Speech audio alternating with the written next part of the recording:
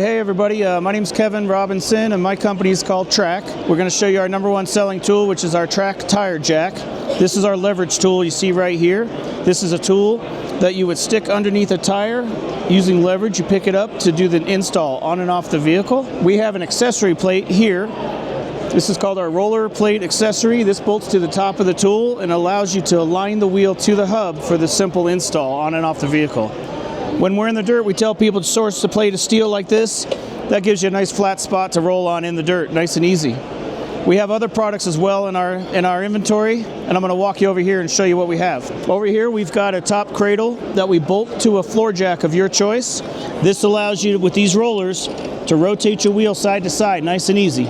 Simple install, the jack would come up underneath the tire, and you'd rotate the tire on and off, no problem. From here, we have a cart here that when your vehicle's up on a lift, you can roll this underneath the cart.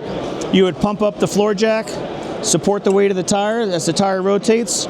Again, you can line it up to the hub, and once it's all bolted on, you would just drop the cradle out of the way. Nice and simple. You can get yours at liftwithtrac.com.